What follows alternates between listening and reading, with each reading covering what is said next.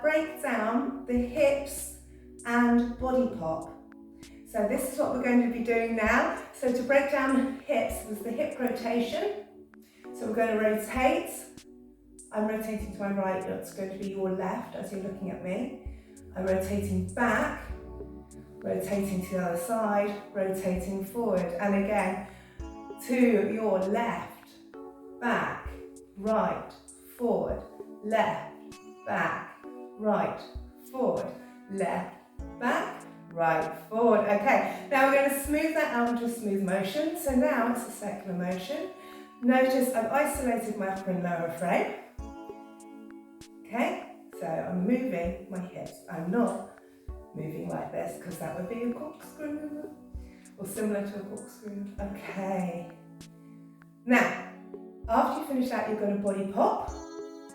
2. Now, I've just done another video on a body pop. Check that out.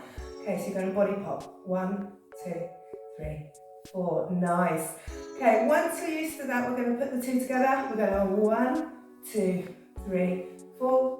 Pop, pop, pop, pop. 1, 2, 3, 4.